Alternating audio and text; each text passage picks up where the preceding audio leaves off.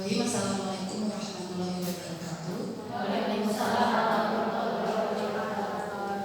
Selamat pagi Bapak Ibu. Pagi. Apa kabarnya? Alhamdulillah. Perkenalkan, saya Rasi Purbakti.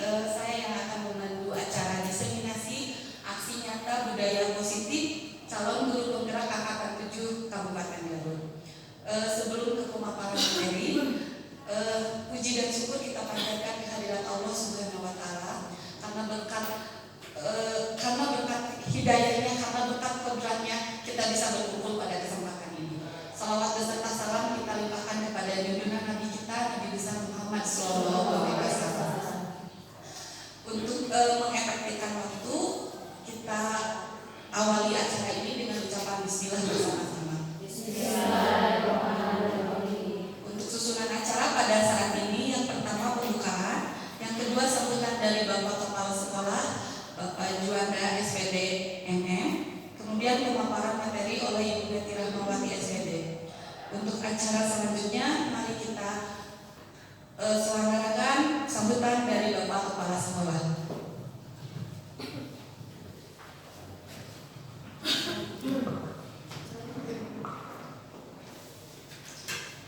Bismillahirrahmanirrahim. Assalamualaikum warahmatullahi wabarakatuh. Waalaikumsalam warahmatullahi wabarakatuh. Alhamdulillah.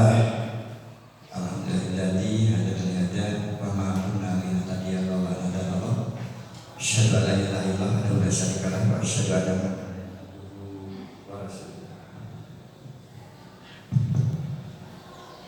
Puji dan syukur kita panjatkan ke Allah Subhanahu wa Ta'ala yang mana pada hari ini telah menakdirkan kita untuk bersama-sama berkumpul di ruangan multimedia. Juga salam semoga selalu terlimpah curah pada junjungan kita Nabi besar Muhammad SAW. Bapak dan Ibu guru yang kami hormati, pada hari ini kebetulan ada pemaparan materi yang akan diberikan oleh calon guru penggerak angkatan ke-7 Kabupaten Garut oleh Bu Meti, yang mana akan menularkan atau menerapkan atau mentransfer ilmu tentang aksi nyata budaya positif. Untuk itu, mudah-mudahan apa nanti yang akan disampaikan tentang materi aksi nyata budaya positif tersebut dari calon guru penggerak, mudah-mudahan bisa menambah wawasan yang nantinya oleh ibu guru semua bisa diterapkan dari aksi nyata tersebut kepada siswa-siswa. Dan saya harapkan nanti mungkin di angkatan ke-8, 9 atau seterusnya, ibu guru semua juga bisa mengikuti menjadi calon-calon guru penggerak yang akhirnya menjadi guru penggerak dan bermanfaat di sekolah kita di SMP 1 Karangpawitan. Rupanya untuk sambutan cukupkan sekian, dan juga kepada Ibu Betty, calon guru penggerak angkatan ke-7 dari Kabupaten Garut, untuk melaksanakan atau menyampaikan materi-materi yang akan diberikan pada hari ini. Sekian saja. Assalamualaikum warahmatullahi wabarakatuh.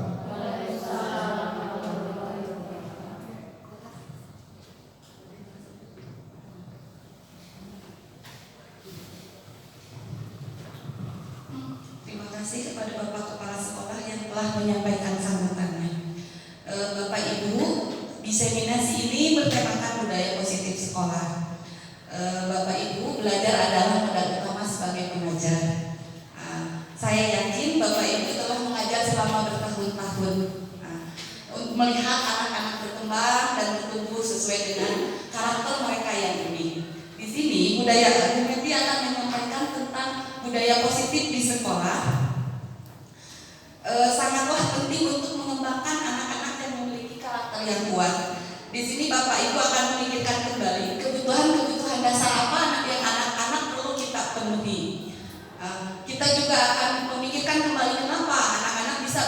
perilaku menyimpang dan bagaimana kita mencari atau strategi apa yang perlu diterapkan yang berpihak kepada murid. Dalam hal ini akan dituntas oleh Ibu Meti. Materinya akan dikupas selama 40 menit tanpa interupsi, dan saya perlu ingatkan nanti pada sesi akhir ada pertanyaan.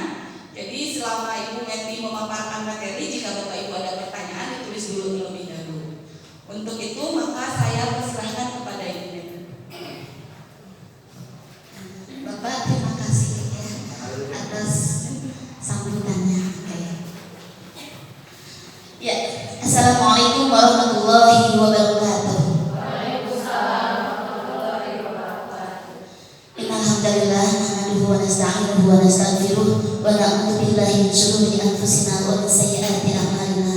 May yahdihillahu fala mudilla lahu wa may yudlil fala hadiya lahu.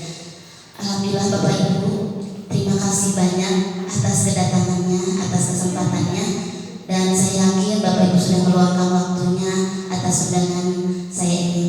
Oke, di sini saya Yanti Rahmawati selaku CGP calon guru penggerak angkatan 7 mendapatkan tugas untuk melakukan aksi nyata yang berupa diseminasi budaya positif. Jadi kita memiliki kewajiban untuk menerapkan dan menyampaikan kembali kepada rekan-rekan yang ada di lingkungan sekolah dengan harapan budaya positif ini bisa tertularkan ke semuanya, walaupun memang ini butuh kerjasama, butuh kolaborasi, butuh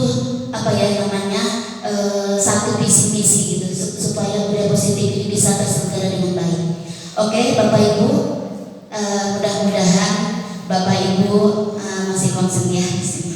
Oke, di sini saya akan memaparkan mengenai budaya positif. Ibu-ibu tahu nggak kalau yang namanya budaya positif, kira-kira apa itu ya? Yang pernah ibu-ibu tahu? Ada yang tahu? Kira-kira apa? Memberikan salam. Iya tuh, alhamdulillah memberikan salam, budaya positif ya. Jadi memang ini budaya salam banyak yang digunakan juga oleh siswa-siswi kita. Ini juga salah satu budaya, contoh budaya positif. Banyak sekali budaya positif yang lain selain memberikan salam tentunya ya Ibu Bapak. Di sini saya akan memaparkan mengenai budaya positif. Nah, di sini ya. Budaya positif adalah lingkungan positif yang mendukung tumbuh dan terbentuknya karakter-karakter baik pada peserta didik agar mencapai keselamatan dan kebahagiaannya sebagai pribadi atau anggota masyarakat. Jadi di sini ketika kita memiliki sebuah lingkungan yang berbudaya positif, ada harapan bagi siswa kita, bagi kita dalam mendidik anak didik kita ini agar mereka itu tumbuh mempunyai karakter yang bisa mencapai keselamatan dan kebahagiaan mereka. Tentunya murid-murid kita yang belajar di sini mempunyai keinginan, harapan tinggi ya untuk mencapai cita-citanya. Cita-cita tertinggi mereka adalah keselamatan dan kebahagiaan sehingga mereka pun bisa berperan dalam lingkungan masyarakat nantinya. Itu budaya positif. Di sini budaya positif yang akan saya sampaikan ada beberapa hal dari inti-intinya. Di sini ada teori kontrol bermula dari perubahan paradigma, dilanjutkan dari apa itu disiplin positif dan nilai kebijakan, dan di sini juga kita akan belajar mengenai teori motivasi, hukuman, penghargaan, dan juga 5 posisi kontrol, keyakinan kelas, kebutuhan dasar manusia, dan segitiga restitusi. Ini merupakan ruang lingkup yang akan dipelajari dalam budaya positif kali ini. Ya, Ibu Bapak bisa dilihat gambar di sini, ya. Oke, kalau kita mau menyampaikan atau kita mau menerapkan budaya positif, hal pertama yang harus kita samakan persepsinya itu adalah paradigma berpikir kita. Ada kalanya pemikiran kita si A dan si B pasti berbeda, betul apa betul? Iya betul ya. Karena apa? Belum tentu Ibu A pengen seperti siswa itu jadi seperti A gitu. Tapi bisa jadi guru B pengen siswa itu bisa jauh lebih baik lagi. Nah, ini perlu adanya persamaan paradigma berpikir kita mengenai budaya positif. Oke Ibu Bapak, di sini ada salah satu kegiatan. Boleh Bapak Ibu angkat tangannya? Iya. Di sini Ibu bapak boleh saling yang satu, misalkan Bu Imas pakai tangan, Bu Empong yang pengen membuka, atau pakai tangan kanan, tangan kiri ya bagusnya. Mana tangan kanan? Tangan kanan. Oke. Oh berarti Bu Mimin yang mengepalkan, Bu Indah yang berusaha untuk membuka kepala Bu Mimin ya. Bu Ayati juga sama. Bapak berusaha untuk dibuka supaya untuk melihat bagaimana pertahanan ibu bapak dalam mempertahankan paradigma, mempertahankan kontrol masing-masing ya. Coba boleh kalau yang tidak punya teman bisa ke belakang. Oh iya. Saat ini anggap seolah-olah ada ibu bapak memiliki sebuah keyakinan, sebuah barang berharga dalam kepala mau dibuka sama teman kita. Kira-kira kalau kita teman kepala ini bakal dibuka sama teman kita mau nggak? Tidak, karena kita memperjuangkan apa itu di kepala kita ini ya. Nah, coba sekarang usahakan buka sekuat tenaga, bisa nggak membuka kepala teman kita? Bisa tidak? Iya, ternyata susah. Nah, saya tanya, susah nggak membukanya? Susah. Kenapa bisa susah? Kenapa bisa susah? Iya, karena yang lagi mempertahankan apa yang menjadi sesuatu yang berharga di kepalanya. Ya itulah teori kontrol. Sama halnya dengan murid kita ya, ibu bapak. Murid kita itu bukan selembar kertas kosong yang tidak ada apa-apanya, tapi murid kita juga sudah terisi dengan isi itulah dia punya paradigma di awal, teori kontrol di awal.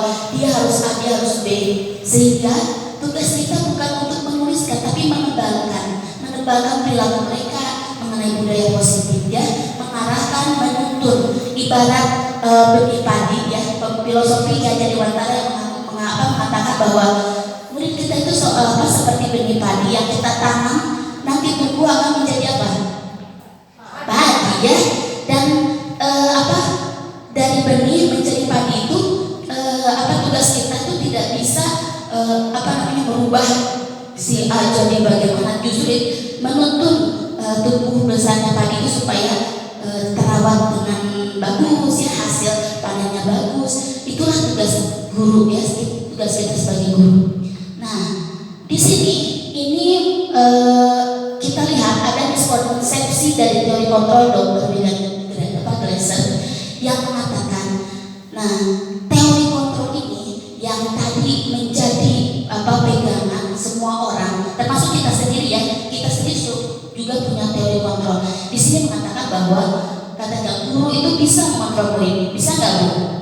Kira-kira bisa nggak? Guru bisa kontrol murid, kira-kira bisa nggak menurut ibu bapak? Ibu bisa? Bisa? Bisa atau tidak? Kalau misalkan sekarang si A dari keluarga taruhlah dia mampu segalanya, terus dia datang ke sekolah dengan segala kekayaannya, terus sama ibu bapak, kamu harus begini, kira-kira bakal nurut gak? Mungkin bisa nurut, mungkin bisa tidak ya belum tentu, atau bisa jadi nurut hanya sementara, nanti besok hari biasa kembali lagi ke sifat awalnya gitu ya. Itu jadi sebetulnya konsepsi guru mengontrol murid itu tidak sepenuhnya benar. Satu sisi mungkin itu hanya sifatnya sementara, tapi pada dasarnya kita tidak bisa mengontrol sepenuhnya apa yang menjadi kepercayaan murid kita ini ya. Karena setiap murid itu pasti mempunyai nilai kebajikan yang dia sudah tertanam dalam dirinya ya gitu ya. Terus di sini juga ada ilusi bahwa semua penguatan positif efektif dan bermartabat. Ibu bapak sering ingatin anak-anak di kelas, sering ya, betapa kita suka gogor-gogornya sama anak, bahwa anak-anak coba perhatikan ya atribut segala macam di kelas, jangan ribut segala macam. Tetapi itu bisa jadi pada saat pelajaran kita, betul apa betul? Betul. Di saat ganti pelajaran, beda lagi gurunya, biasa gitu ya. Ya itulah yang terjadi. terjadi penguatan positif, efektif dan bermartabat, tapi bisa jadi hanya sementara. Yang perlu di sini yang ditekankan itu kita lihat ke teori kontrol anaknya. Yang ketiga, lihat ilusi bahwa kritik dan membuat orang merasa bersalah dapat menguatkan karakter. Benar nggak? Kamu datang terlambat lagi. Kapan kamu mau benernya gitu ya? Nah, kira-kira murid sama kayak gitu ya? Tidak ya, tapi seolah-olah ketika ibu bapak ngomong seperti itu, bicara seperti itu, seolah-olah kita lagi membetulkan nih karakter anak yang salah. Tetapi pada kenyataannya anak akan tersudutkan. Betapa anak merasa dirinya, oh ternyata saya salah ya, ternyata saya nggak ada benarnya ya. Nah, seperti itu. Kadang ada ya, mungkin kita juga kadang kelepasan atau bagaimana ya, emosi kita tidak terkendali. Kadang pernah gitu ya terucap hal-hal yang membuat anak itu menjadi merungkut gitu itu, merasa bersalah. Oh ternyata saya dikritik sama guru nih kayak begini, berarti saya benar ya, saya dicapnya seperti ini. Jadi seolah dia melabel diri sendiri bahwa dia orang yang tidak bisa gitu ya, tidak bisa berbuat apa-apa. Yang berikutnya adalah ilusi bahwa seorang dewasa memiliki hak untuk memaksa. Bisa guru maksa? Tapi pernahkah ibu guru mau mengatakan bahwa anak-anak kerjain PR ya? Pernah nggak? Seandainya anak dari ngerjain tugas, kira-kira ibu guru gimana? Marah. Kira-kira ada nggak tindakan dari guru terhadap anak yang tidak mengerjakan tugas? Ada ya. Apa tindakannya? Pasti itu bisa membuat anak itu shock. Kalau misalkan anaknya merasa tersudutkan, atau bisa jadi itu cuek-cuek aja karena sudah biasa gitu ya. Ini beragam. Tetapi memang betul orang dewasa seperti kita bisa membuat anak itu harus ngerjain ini. Tapi ibu bapak, ibu-ibu bisa dibayangkan ketika anak kita paksa terus tanpa anak ada kesadarannya, kira-kira tugas yang diberikan itu akan sesuai dengan kesadarannya dilakukan atau memang yang penting mah ibu guru gak marah gitu ya. Ya, jadi seperti itu. Iya, terpaksa. Jadi tidak ada keinginan untuk berubah menjadi lebih baik, apalagi kalau untuk ya lebih berproses lebih jauh lagi.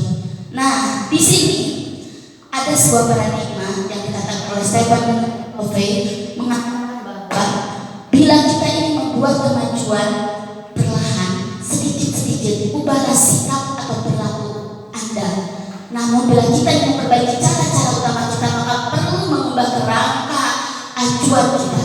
Ubahlah bagaimana Anda melihat dunia, bagaimana Anda berpikir tentang manusia. Ubahlah paradigma Anda, skema pemahaman dan penjelasan aspek-aspek tertentu tentang realitas. Ibu bapak, murid kita adalah manusia yang punya keinginan, manusia yang mempunyai harapan, manusia yang mempunyai cita-cita. Jadi ketika kita ingin menerapkan sebuah budaya positif, sebetulnya hal yang pertama itu adalah ibda binafsi ya. Kita mulai dari diri kita, keteladanan kita, contoh uswah. Jadi murid kita itu nggak mungkin akan tertanam nilai kebajikannya, keinginan untuk menjadi lebih baiknya apabila tidak dikasih contoh sama kita ya. Setelah kita menjadi uswah, menjadi teladan, baru kita mulai apa sih rencana kita. Kita ingin membentuk anak seperti A, B, C.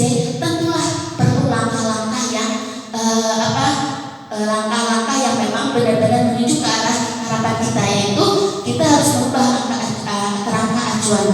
Kerangka acuan ini jadi kita bisa menganggap bahwa murid kita memang bukan orang yang bisa gimana sama kita, tapi kita arahkan, kita mengerti perkembangan anak pada usia anak SMP. Misalkan banyak yang suka melawan atau anak itu ada yang kurang kadang ya murid-murid kita itu pengennya didengarin juga gitu ya. Nah, ada kalanya memang kita harus bisa memposisikan diri di mana kita harus berada. Nah, terus di sini ibu bapak, dari teori kontrol ini adanya perubahan paradigma dari mulai stimulus respon berubah menjadi teori kontrol. Tadi ketika bapak ibu saling pegangan bapak membuka pegangan tangan, ibu bapak harus berusaha gitu ya. Tapi di situ ada teori kontrol, berarti kita tidak bisa dibuka ketika barang berharga di sini memang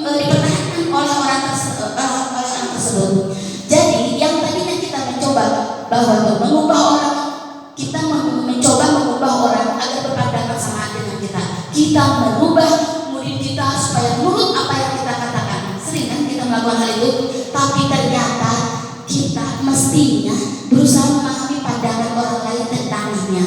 Kita memahami dulu dunia remaja, kita memahami dulu dunia anak-anak. Baru ketika kita bisa paham dunia anak-anak pun bisa mengerti apa yang kita lakukan, apa yang menjadi pandangan kita. Terus di sini perilaku buruk dilihat sebagai suatu kesalahan. Pernahkah Bapak Ibu lihat bahwa ada anak yang suka melakukan kesalahan kelas? Sering ya, misalkan jahil, apalagi kira-kira kesalahan anak di kelas? Membuli anak ya dengan nama orang tua. Itu kalau kita lihat, anak kita kenapa ya suka membuli? Nah, kalau kita berpikir, misalkan anjas, bertemu rencana gitu ya. Nah, jadi ketika kita menghukum anak tersebut, itu sebetulnya bukan pandangan yang bagus, ya, bukan tindakan yang bagus. Tetapi kita berusaha memahami kenapa si A atau si Anjas tadi itu membuli temannya. Berarti kita tahu, bisa jadi si Anjas itu membuli karena dia pengen diperhatikan. Iya, dia bisa jadi Anjas itu memang kurang perhatian. Disitulah perlunya kita mengontrol ya. Di sini berubah dari stimulus respon menjadi dari kontrol. Terus juga begini, saya bisa mengontrol orang lain. Kadang guru bisa mengatakan begitu ya. Pokoknya guru bisa membuat si anak harus begini, harus dia. Ternyata kita tidak bisa mengontrol murid kita sendiri ya. Yang bisa kita lakukan hanya mengarahkan. Yang bisa kita lakukan hanya menuntun anak-anak kita supaya anak tidak salah arah. Terus di sini kadang ketika pemaksaan ada, pemaksaan ada pada saat bujukan suka gagal ya. Ibu pernah membujuk ibu anak-anak? Ya, anak-anak ya ikut ya soleh, ibadah, sholat yang rajin. Tapi nyatanya anaknya begitu lagi, tiap hari begitu lagi. Jadi kadang ada kalanya ya kita suka ada kesan juga sama murid. Bagaimana caranya? Ya udah paksa aja bikin aturan. Kamu harus ikutin apa yang kamu mau gitu ya. Nah, paksaan itu juga merupakan stimulus respon ya. Dan itu tidak baik sebetulnya ya. Tapi langkah yang paling bagus adalah berkolaborasi, konsensus, dan ciptakan pilihan-pilihan baru. Kita tanya anak kita, ya, kita kerjasama dengan anak kita. Kenapa kok nggak sholat terus? Kenapa nggak sholat subuh? Itu apa sih yang menjadi kendala gitu ya? Ada nggak sih kemauan kamu untuk sholat? Terus bagaimana cara kamu biar kamu nggak terlambat bangun seperti itu? Jadi di sini anak diberikan pemikiran supaya anak bisa mencari solusinya sendiri gitu ya di teori kontrol ini. Dan dalam stimulus respon di sini ada model berpikir menang atau kalah. Ketika misalkan si A menang dalam sebuah prestasi, yang lain dianggapnya kalah.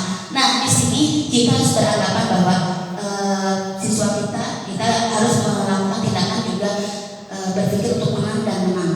Jadi tidak semuanya hal negatif itu dianggap salah ataupun kalah ya, tapi harus diusahakan karena orang yang bersalah pun ketika dibenarkan mereka juga bisa berpikir dan mereka bisa merubah sikap dan karakternya ya. Itu Ibu Bapak. Nah, inilah ketika dari teori kontrol itu erat kaitannya dengan disiplin. Jadi ketika orang bisa mengontrol, diharapkan bisa ada self disiplin kalau kata kayak Ki Hajar Dewantara. Karena disiplin itu bukan berarti anak harus patuh, tapi patuh yang sesuai aturan yang kita tetapkan. Tapi yang diharapkan adalah patuh yang memang dirinya sudah meyakini dalam dirinya sendiri. Mereka harus self disiplin. Jadi di sini mereka mendisiplinkan diri, bukan didisiplinkan oleh orang lain. Itu harapannya ya. Dan Ibu Bapak memang betul, apalagi kalau anak-anak kita yang lagi remaja ya, masa-masanya berontak. Jadi kalau semakin banyak aturan, semakin anak itu dipaksakan sesuai dengan apa yang kita mau, anak itu bukannya nurut, tapi malah memberontak. Tapi kalau kita tanya, yuk maunya apa, di kelas kita biar nyaman, kita buat suasana bagaimana gitu. Ketika anak ditanya pendapatnya, anak mengungkapkan apa yang dia harapkan dan dibuatlah nanti satu kesepakatan, insya Allah itu juga akan timbullah self disiplin ya, tujuan disiplin positif ini, satu untuk memotivasi menjadi orang yang mereka inginkan dan menghargai diri. Karena orang yang disiplin itu pasti bukan karena orang lain, tapi dia semata-mata menghargai dirinya sendiri ya. Dan kita bisa lihat seseorang yang misalkan dia bisa memotivasi diri, dia pasti benar-benar menghargai. Terus mereka juga orang-orang yang disiplin pasti berperilaku baik ya. Terus di sini orang yang disiplin positif juga menjunjung tinggi nilai yang mereka hargai. Nah, Ibu Bapak, untuk mencapai disiplin positif, ternyata disitulah tertanam nilai-nilai kebajikan universal, nilai-nilai yang harus ditanamkan kepada anak didik kita. Bisa jadi mereka sudah memilikinya dan dimulai dari pendidikan awal di keluarga, dari ibunya yang suka mengingatkan mereka, memberikan pemahaman, dan ditambah lagi dari lingkungannya. Begitupun kita di sini. Karena nilai kebajikan universal ini adalah satu, perbuatan memiliki suatu tujuan menurut Dr. William Fraser. Terus di sini nilai kebajikan adalah sifat-sifat positif manusia merupakan tujuan mulia yang ingin dicapai oleh setiap individu. Dan di sini Diana Dawson mengatakan bahwa kebajikan universal adalah nilai kebajikan yang diyakini seseorang, maka motivasi intrinsiknya akan terbangun, motivasi dalam dirinya akan terbangun sehingga menggerakkan diri ya untuk mencapai tujuan mulia tersebut. Nah, ini beberapa contoh nilai-nilai kebajikan yang kita gaung-gaungkan dalam kurikulum Merdeka itu dengan profil pelajar Pancasila ya ibu-ibu. Di sini ada beriman, bertakwa kepada Tuhan Yang Maha Esa dan berakhlak mulia, mandiri, bernalar kritis, kebinekaan global, bergotong royong dan kreatif. Ini salah satu yang digaung-gaungkan dari kurikulum Merdeka ini mengenai profil pelajar Pancasila, dan ini menjadi salah satu nilai kebajikan yang kita junjung tinggi dalam mencapai pembelajaran belajar merdeka. Ya. Terus ini contoh-contohnya ya nilai-nilai kebajikan yang diutarakan oleh beberapa ahli ya. Nah di sini juga ada, ini ada peduli, kebersihan, komitmen, kreatif, kedermawanan, bersahaja, berprinsip, toleransi, percaya. Ini adalah nilai-nilai kebajikan yang mesti ditumbuhkan dalam diri peserta didik atau murid-murid kita. Nah, ini Ibu Bapak, jadi intinya nilai kebajikan ini untuk membangun motivasi intrinsiknya, motivasi dalam dirinya. Jadi tidak bisa diingatkan hanya satu kali, tapi harus ribuan kali. Mungkinnya setiap kita masuk ke kelas, setiap kita ketemu dengan siswa kita selalu ingatkan. Karena nilai kebajikan ini dilihat dari proses pembelajaran ya, bukan dari hasil ya, tapi terus kita gaungkan pada saat kita belajar dalam proses pembelajaran. Di sini setiap orang tadi disampaikan bahwa disiplin budaya positif salah satunya akan membahas mengenai teori motivasi. Teori motivasi di sini teori motivasi perilaku manusia. Nah, teori motivasi perilaku manusia di sini ada 3 ya. Yang pertama, untuk menghindari ketidaknyamanan atau hukuman. Ibu-ibu pernah lihat anak yang ke sekolah benar-benar kelihatan terlambat, tapi dia berusaha berjuang untuk cepat datang tepat waktu. Ada nggak? Ada ya. Karena mungkin bisa jadi mereka tuh udah telat, tapi supaya tidak dihukum sama guru atau tidak ditutup sama Pak Satpam, jadi rusuh, lari-lari sampai gitu ya. Nah, kenapa? Berarti mereka teori motivasinya ketika mereka mau sekolah, mereka mepet-mepet datang ke sekolah ya jam-jam ini, tapi mereka masih ada usaha ya, anak-anak kita masih ada usaha untuk berusaha maksimal supaya dia tidak kena hukuman ya, dia tidak kena teguran. Yang kedua, kadang orang melakukan sesuatu ingin mendapat imbalan. Nah, ibu-ibu pernah istilahnya ngolok putra pernah ya, gimana caranya biar anak kita nurut sama kita bujuk kayu, Neng, kalau nanti kamu juara 1 nanti sama mama dikasih ya hadiah. Pernah nggak kayak gitu? Pernah ya. Berhasil nggak? Berhasil. Apakah untuk waktu dapat jangka waktu yang lama?